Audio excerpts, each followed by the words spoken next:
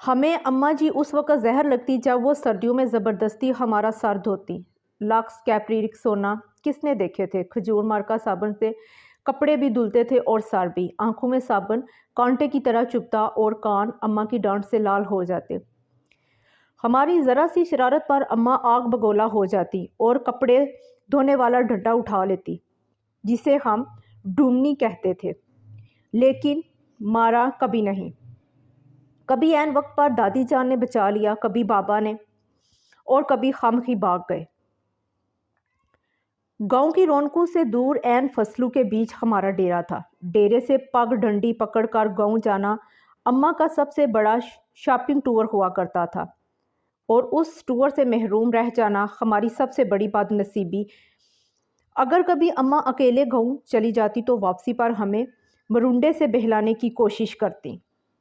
ہم پہلے تو ننھے ہاتھوں سے اماں جی کو مارتے، ان کا دوپٹہ کھینچتے، پھر ان کی گود میں سر رکھ کر منہ پھاڑ پھاڑ کر روتے۔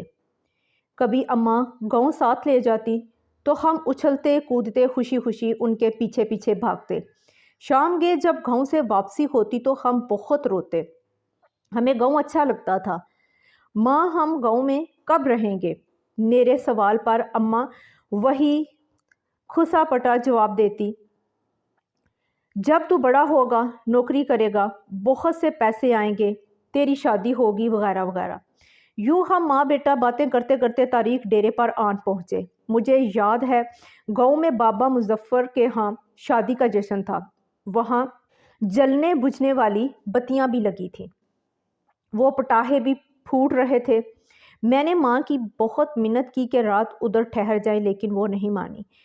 جب میں ماں جی کے پیچھے روتا روتا گاؤں سے واپس آ رہا تھا تو نیت میں فطور آ گیا اور چپکے سے واپس گاؤں لوٹ گیا۔ شام کا وقت تھا، ماں کو بہت دیر بعد میری گمشدگی کا اندازہ ہوا۔ وہ پاگلوں کی طرح رات کے اندھیرے میں کھیتوں میں آوازیں لگاتی اور ڈیرے سے لے کر گاؤں تک ہر کونے میں لالٹین لٹکا کر جھانکتی رہی۔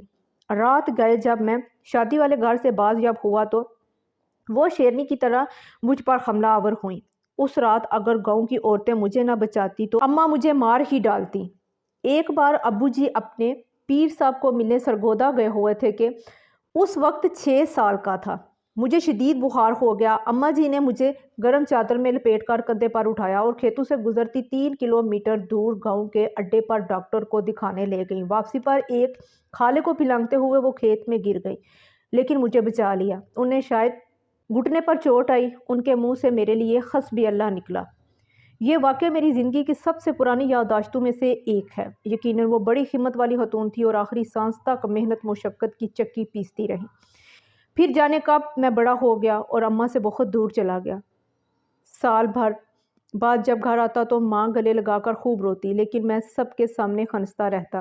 پھر رات کو جب سب سو جاتے تو چپکے سے ماں کے ساتھ جا کر لیٹ جاتا اور اس کی چادر میں منہ چھپا کر خوب روتا۔ ماں کھیت میں چارہ کاٹتی اور بہت بھاری پنڈ سر پر اٹھا کر ٹوکے کے سامنے آن پھینکتی۔ کبھی کبھی خود ہی ٹوکے میں چارہ ڈالتی اور خود ہی ٹوکا چلاتی۔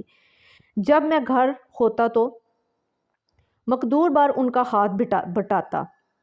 جب میں ٹوکا چلاتے چلاتے تھک جاتا تو وہ سرگوشی میں پوچھتی، بات کروں تمہاری فلاں گھر میں؟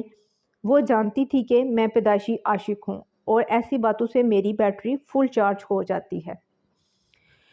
پھر ہم نے گاؤں میں گھر بنا لیا اور ماں نے اپنی پسند سے میری شادی کر دی۔ میں فیملی لے کر شہر چلا آیا اور ماں نے گاؤں میں اپنی الگ دنیا بسا لی۔ وہ میرے پہلے بیٹے کی پیدائش پر شہر بھی آئیں۔ میں نے انہیں سمندر کی سیر بھی کرائی۔ کلفٹن کے ساحل پر چائے پیتے ہوئے انہوں نے کہا، اس سمندر سے تو ہمارے ڈیرے کا چھپڑا ہی خوبصورت لگتا ہے۔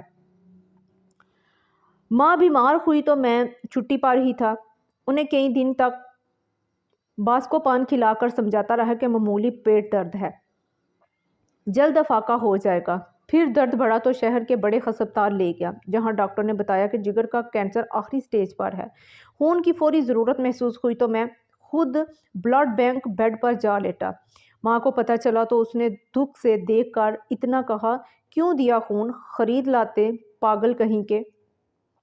میں بامشکل اتنا کہہ سکا، اماں خون کی چند بوندوں سے تو وہ قرض بھی ادا نہیں ہو سکتا جو آپ نے مجھے اٹھا کر گاؤں ڈاکٹر کے پاس لے کر گئی تھی اور واپسی پر کھالا پھلانگتے ہوئے گر گئی تھی۔ وہ کھلکھلا کر ہنسی تو میں نے کہا، اماں مجھے معاف کر دینا، میں تیری خدمت نہ کر سکا۔ میرا خیال ہے کہ میں نے شاید ہی اپنی ماں کی خدمت کی ہو۔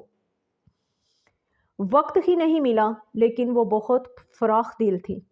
بستر مرگ پر جب بار بار میں اپنی کوتاہیوں کی ان سے معافی طلب کر رہا تھا تو وہ کہنے لگی، میں راضی ہوں بیٹا، بار بار معافی مانگتا ہے۔ ماں نے میرے سامنے دم توڑا، لیکن میں رویا نہیں۔ دوسرے دن سال باری ہونے لگا تو قبرستان جا کر چلایا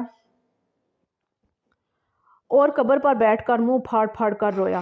ماں سے بچھڑے مدت ہو گئی۔ اب تو یقین بھی نہیں آتا کہ ماں کبھی اس دنیا میں تھی بھی کہ نہیں۔ آج بیت اللہ کا طواف کرتے ہوئے پٹھانوں اور سوڈانیوں کے ہاتھوں فٹ بال بنتا بنتا جانے کیسے دیوار کعبہ سے جا ٹکرایا۔ یوں لگا جیسے مدتوں بعد پھر ایک بار ماں کی گود میں پہنچ گیا ہوں۔ وہی سکون جو ماں کی گود میں آتا تھا، وہی اپنائیت، وہی محبت جس میں خوف کا عنصر بھی شامل تھا۔ اس بار منہ پھاڑ کر نہیں، دہاڑے مار مار کر رویا۔